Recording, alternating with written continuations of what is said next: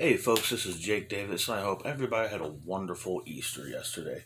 My Easter was quite pleasant. Took my daughters on an egg hunt with my wife, and then when we got back and settled down and relaxed, I sat down and I watched Wrestlemania 17. Oh yeah, the big one. This is widely considered by most wrestling fans as the greatest WrestleMania of all time, if not the greatest wrestling show of all time. Now, I've said before, if you follow my channel and the series, I said last month that I feel WrestleMania 19 is my personal favorite. I just feel that match per match, it's all kinds of things going on. I think the matches have more emotional build, a stronger payoff. Every match seems important and placed right where it needs to be on the card. And it's also that kind of formatting system that you get a lot of vibe and kind of like made it feel more realistic and like a real sport like boxing or MMA, where the matches literally get more just higher stakes and bigger stars as the night goes on. So once we get to, you will have your preliminaries, your headliners, and now your main event. Uh, and I thought that formatting really helped the show. Add on to that, match for match, it's the strongest card WrestleMania's ever produced. Just it is. Anyhow, let's talk about WrestleMania 17. The World Wrestling Federation presented WrestleMania 17, sometimes referred to as WrestleMania at 7 by fans because it had this weird spelling thing. It's very 2000s. This movie this show was held on April 1st of 2001 in the Houston Astrodome in Houston, Texas, and was only on pay-per-view. This WWF was on basically a year straight excellent run of one very, very good pay-per-view after the other. I've talked earlier in here about No Way Out 2001. I think it's one of the WWE's best shows they've ever done, and it also features my favorite match from the Attitude Era, the Three Stages of Hell. But a lot of things have been switched up in between our last pay-per-view and this pay-per-view. ECW was just days from officially going out of business, even though they'd lost Paul Heyman and the world champion at the time, Rhino, were both already on WWF. WCW had basically aired their last episode of Monday Night Show just the week before WrestleMania when they were bought by WCW. By the World Wrestling Federation. WWF has sunk a shitload of money into a botched fucking wrestling league called XFL. And Jerry Lawler had walked from the company out of misplaced chivalry in his wife, which did not pay off for him, unfortunately. So, in a lot of ways, the entire landscape of the industry had been changed in mere weeks. And so much was riding on the success of this show. The problem is, the show was so fucking good, fans saw it as like a series finale for pro wrestling, so WCW's gone, and because of what happens in the main event of this show, it's like, why keep watching? Wrestling's never going to be as good as it was the last 3 years. And the truth is, it never really did get that good again, even though, I love me some wrestling. Wow. Anyways, we start the show off with our commentators introducing us. It's Jim Ross and Paul Heyman. A lot of people love this commentary team.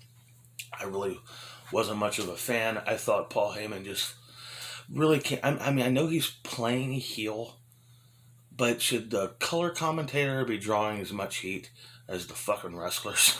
You know what I mean? Look how annoying that was when Michael Cole did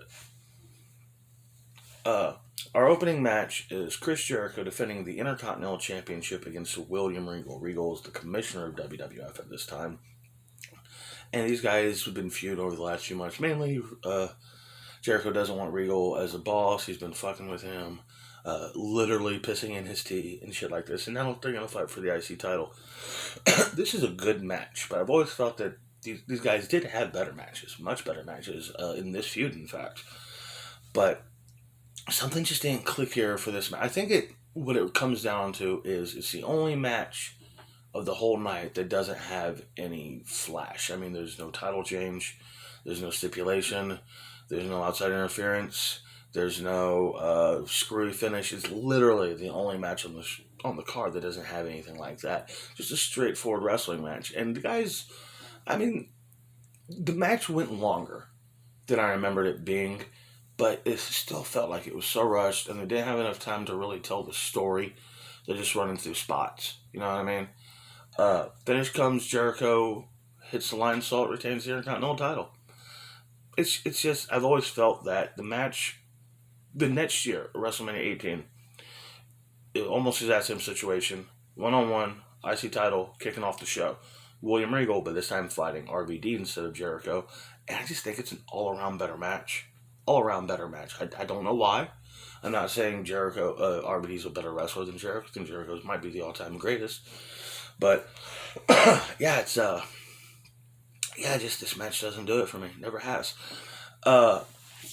We go backstage. We see Shane McMahon arriving in his limo with a license plate that says WCW, because as we find out that, as we know on Monday Night Raw, that when Vince McMahon bought WCW, he wanted to make a big show of signing the contract at WrestleMania, which left ample opportunity for Shane to swoop in underneath him and sign the contract himself. Now he owns WCW. We also we also run into the APA headquarters where they're hanging out with Jacqueline. And basically the whole segment here is it's not even an interview, just Bradshaw getting everybody stoked about, hey, we're in Texas. Hey, it's WrestleMania. Hey, we're going to go kick some ass. Let's go. And up next is that match, 6-man tag team match. The Right to Censor members, which are Bull Buchanan, the Good Father, and Val Venus, with Steven Richards in their corner, taking on Taz, the APA, who's of course Bradshaw and Farouk, with Jacqueline in their corner. I always wondered that, the whole rise, everybody really wanted to see Steven Richards get the shit beat out of him, and he got plenty slapped around during this run, but I always figured this is really the sign-off season finale of the series finale for the RTC. After this match, I think they maybe had one more big squash against Taker and Kane on SmackDown, and then they disbanded. But I always thought this was really kind of booked weird. The match is okay. It's typical tag match. Taz takes the heat, takes a lot of the beating down, and Bradshaw and Farouk come in like house fire, beat up everybody's ass. Of course, as Bradshaw's one to do, he comes in with the nastiest hot tag you'll ever fucking see, whoops everybody's ass, and chops one son of a bitch's head off with his right arm, pinning the Godfather to win the match. Before the bell even rings, Jacqueline hits Stevie Richards with a DDT. I always felt that it would have been better, caused a better pop, if Stevie Richards got hit with the DDT by Jacqueline after the match. As an extra fuck you to Stevie for being the leader of this heel organization, which their whole deal with they're just prudes. Which now, I think the country's now more prudish now than it's ever been. Goddamn Puritans will look at these modern day Americans and go, lighten up, dude. Backstage, we see Stephanie McMahon arriving with Linda and Trish. Linda McMahon's been drugged for months, and she's basically in a catatonic state, and Stephanie's making sure Trish is, kept her nice and docile. We don't want any instances for the street fight later tonight. They spend nearly most of the first half of the show hyping this fucking street fight. Like, anytime we cut to the back, it's something to do with the fucking street fight. Up next is a very famous triple threat hardcore title match with Raven defending against the Big Show and Kane. I always thought it was so weird going into this match that Raven basically challenges these two giants to this match. This is probably one of the most famous hardcore title matches of all time. A lot of people's favorites. People love Raven as hardcore champion. I mean, it's hard to believe it wasn't like designed around him in the first place, but it is what it is. Famous stuff in the back. Raven gets thrown through a fucking window. Big Show and Kane crash through a fucking wall. They kick down a fucking fence. But the most famous part is when Raven's on a golf cart, and he crashes into a fence, kind of falls off like this whole thing, and comes like an inch away from severing a power cable, which would have cut out all the lights and all the power in the entire pay-per-view stream. And WrestleMania 17 would have been dead. And like I said at the beginning of the show, considering everything else that had happened in the world of wrestling in the last few months, this probably would have killed the wrestling industry once and for all. This is a crazy, chaotic match. You fall all through the fight all through the back. They start fighting before the fucking Big Show even gets to the ring either. The finish is to get back up onto the stage. Big Show's going to gorilla press slam Raven off the stage, but Kane comes up behind him, hits a big boot, knocks both guys off the stage. They crash through this little setup breakaway area. Kane drops the commentators call a leg drop. It's clearly an elbow drop. Counts an elbow, drops the elbow drop on Big Show, makes the cover. The referee could not be more out of fucking position, but he counts the 3 anyways, because he ain't climbing the fuck down there. And Kane is the new hardcore champion. I always thought Kane was a cool pick for hardcore champion, but he really wasn't champ long. I think he dropped the title like 2 weeks later. No one had a long hardcore title reign. Even Crash Holly, who's like synonymous with the belt, he went like 37 times when he had it like 10 minutes apiece. Up next, we have fucking 4 backstage things in a row here. I don't like that kind of shit. We have Edge and Christian walk up to Kurt Angle, who's watching footage of his fight with Benoit last week, obsessing over the fact that Benoit made me tap out. But it's not a real tap out, because it wasn't a match, there was no ref, so it doesn't count. Edge and Christian got their own thing to worry about. Like, yeah, okay, sure, Kurt, we'll talk to you later. We see Superfly Jimmy Snuka at WWF New York, keeping all those fans nice and happy. Let's just not talk about Jimmy Snuka. We have a nice little bit with Jonathan Coachman interviewing some fans in the crowd who've come from Australia. I thought that was cool. That kind of stuff's always nice to see them throw in there. And we see The Rock arriving to the arena to a chorus of boos from the fans. He is the WWE champion. He is a babyface, but he's fighting Stone Cold tonight. And they're in Texas. So yeah, he is basically fucking... what's his name? Santa Ana.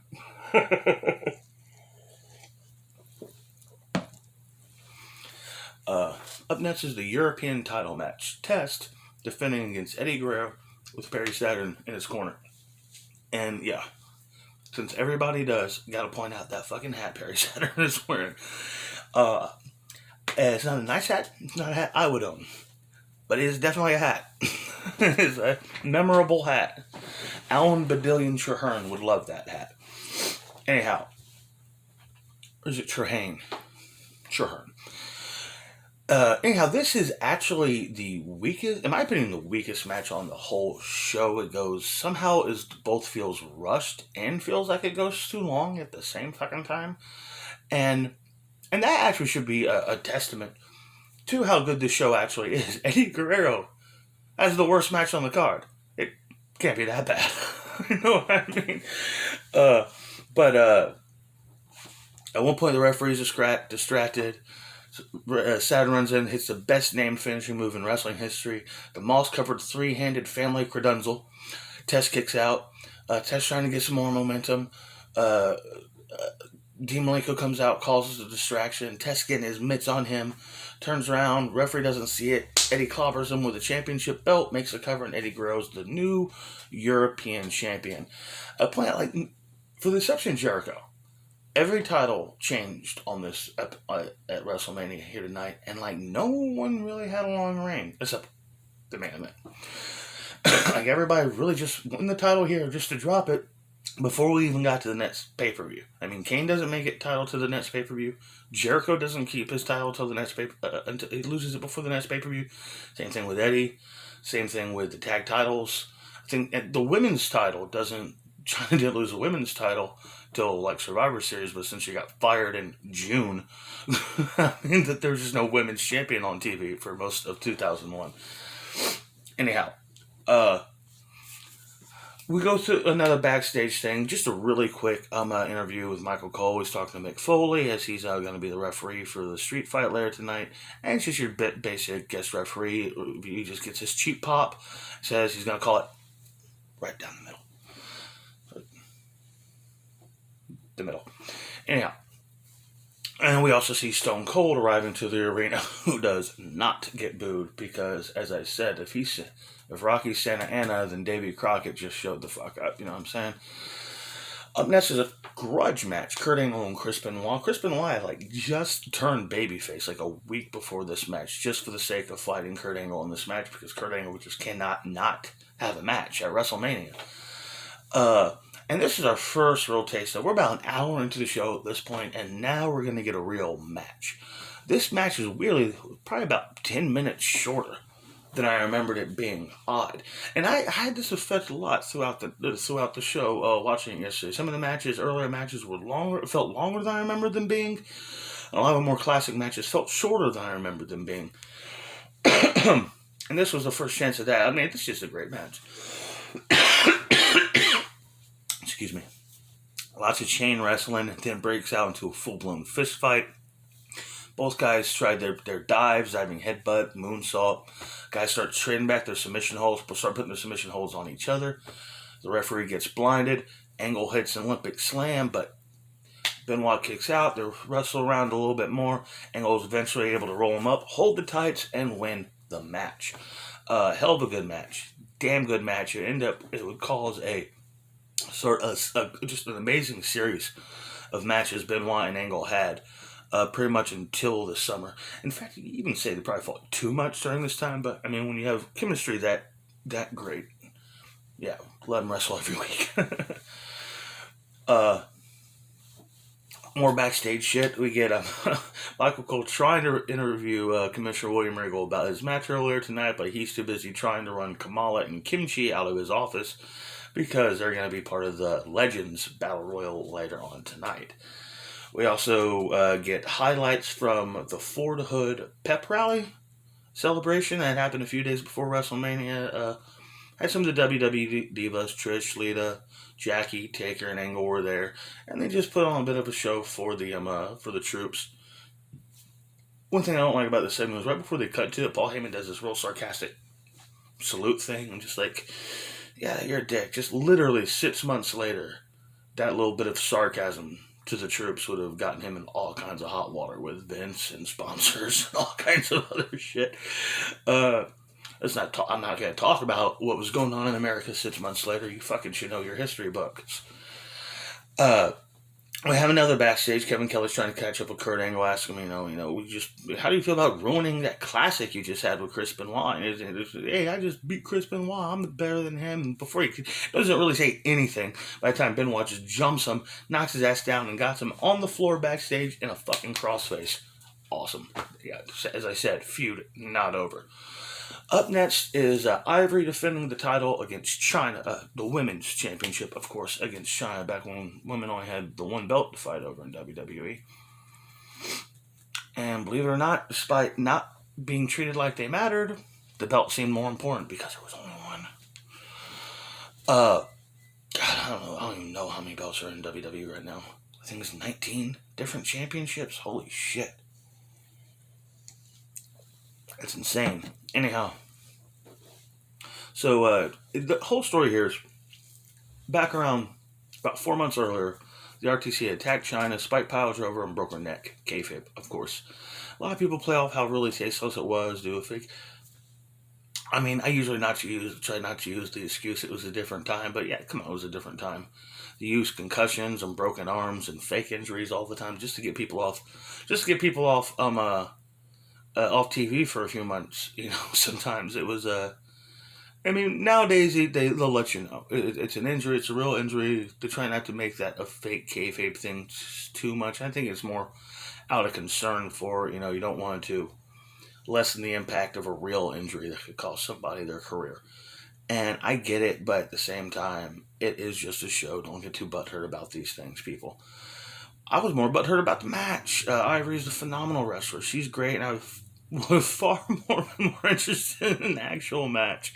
The stipulation is that China's signed a hold harmless agreement. Therefore, Ivory can't be held legally responsible for anything she does to the bitch. And, the light's starting to bug me. And, the RTC have been banned from ringside. So both ladies get what they want, technically. They had a match at the Royal Rumble a few months earlier, which was pretty much the exact same thing, just a few minutes. China squashes Ivory, but China basically hurts herself by hitting a move too hard and re-injuring her neck, and Ivory just pins her really bad shit. A really awful way to make your champion win, even if it is, even if you are trying to portray them as a cowardly heel champion. She's still the champion. You know what I mean? Uh, Ivory jumps China before the bell, hits her in the back of the head with the belt. Uh, does not stay on top like at all. China, as soon as she gets to her feet, starts throwing Ivory around, beating the shit out of her, hits a power bomb, but pulls her up after a 2 count, hits a gorilla press slam, and then pins her like she's just taking a siesta. I really don't like this match. I've never really liked this match. And the crowd loves it, and they're super into it. And yeah, sure, it's this cathartic thing. China's finally women's champion, and she's vanquished this bitch and tried to kill her, essentially. But I mean, at the same time, it's just so. I mean, having China come in doing this, like after 2 years of fighting, 2 or 3 years of fighting men, literally bearing the entire women's division, and then pretty much, I think she had maybe 1 or 2 television appearances, title defenses with the title, but definitely by the end of May, she's off TV for good. She never comes back, and they don't officially vacate the title until like I said earlier, Survivor Series. Hold just 1 second. Goddamn fucking light.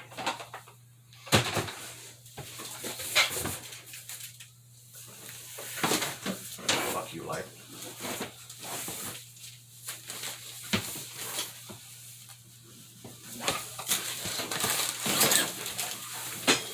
Oh man, I need better blinds.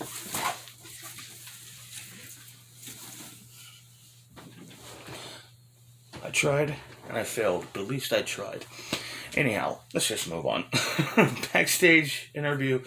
Shane, Vince McMahon's getting the last minute preparations going into a street fight with Shane. Michael Cole tries to get a quick word, and McMahon's just like, you think Monday night was shocking when I bought WCW. What do you see what I do to my son tonight at WrestleMania? So that is finally next. Street fight. Shane McMahon versus Vince McMahon with Stephanie McMahon in Vince's corner and Mick Foley as the special guest referee. Before the match, Vince and Shane gives a little shout out to some WCW guys in the Skybots. Up there is Stacy Keibler, Mike Awesome, Chavo Jr., Lance Storm, Hugh Morris, Sean Stasiak, and Johnny Ace. I think that's all the people who are up there.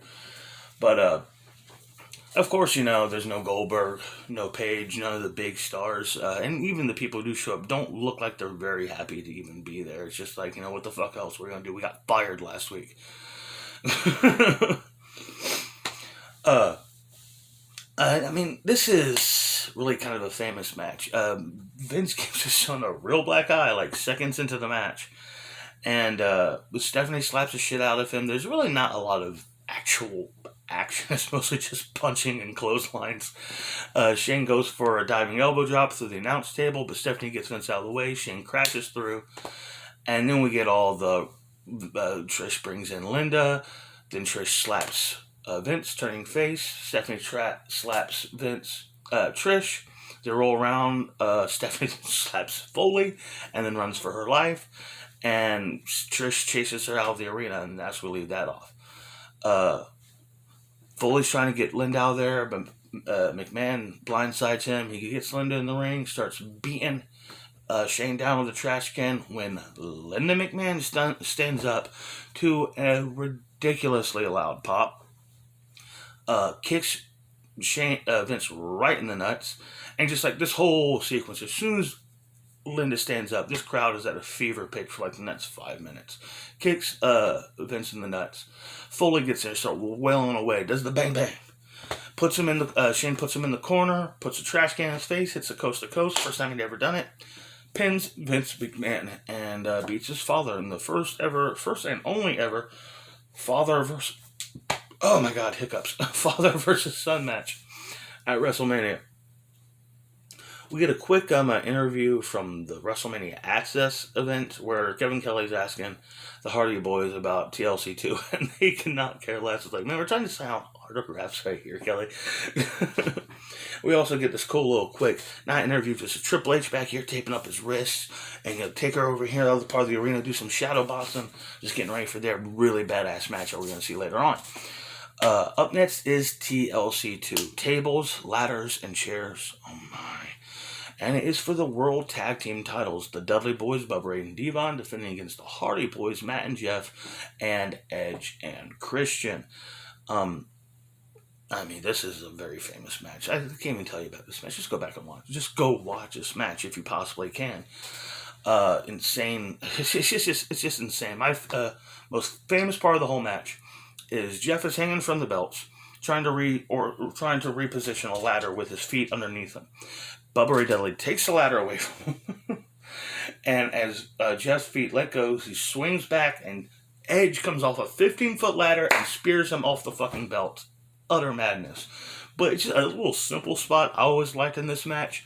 Is you got Edge and Bubba Ray Dudley. They basically your mad world spot.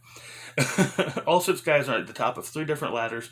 Got Edge and Bubba Ray Dudley sitting on the top of the middle ladder, and they're fighting each other. I can't remember what exactly guys or who does what, but like Bubba Ray sees like Christian and Jeff on this ladder and just pushes over, knocks him off. So Edge looks on the other side. Well, here's Matt and Devon, so fuck it. He just pushes them down, and the two of them punch each other. I just thought that was always kind of a funny spot.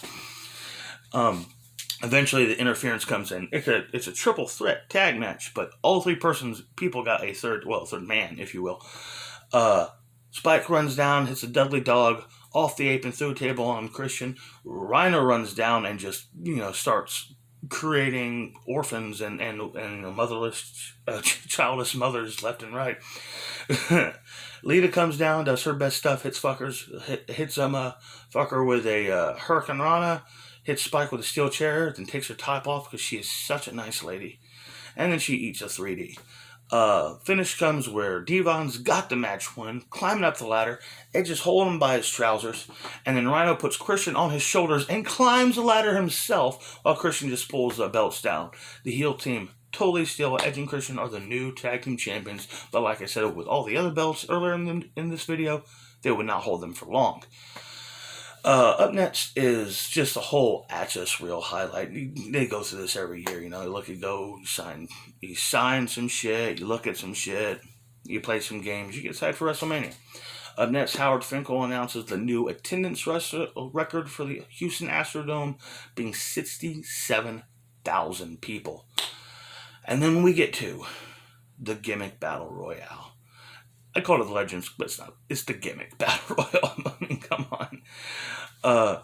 The coolest part about this is Gene Okerlund and Bobby Heenan are brought out first as the commentators, special guest commentators for this match. You don't interact at all with JR and Heyman. I thought was a little lame. But we get 10 full minutes of entrances. And it's worth it. It's a nice slow down. Look at these legends. Cheer for some folks. And our competitors are the Bushwhackers, Duke the Dumpster Drozy, the Iron Sheik, Earthquake, the Goon, Doink the Clown, not Matt Bourne, Kamala, Kim Chi with Harvey Whippleman. I always misremember Harvey Whippleman actually being in this match, but he isn't. The Repo Man, Jim Cornette, Nikolai Volkov, Michael P.S. Hayes, who's easily in the better shape than anyone else in this match. He actually is the only guy who runs to the ring, or whatever you call his run. One Man Gang, the Gobbledygooker, who is Hector Guerrero, returning for this after over a decade. I don't know how they talked him into it. Oh, I know. Money. Tugboat, Hillbilly Jim, Brother Love, I shit you not, and Sergeant Slaughter. Nobody gets any of their credentials or anything like that brought up. There's no mention that Iron Sheik and Nikolai Volkov won the tag titles at the first WrestleMania. There's no mention that Sheik and Slaughter are both former WWF champions and were involved in the main event at this show just 10 fucking years earlier. But all these guys are long retired. And as soon as the bell rings, the fuckers basically start tripping over themselves to fall out of the ring. and the Iron Sheik wins it. After the Iron Sheik wins it, because he's in too bad a shape, he couldn't go over the top rope. Slaughter gets his heat back by putting on the Cobra Clutch.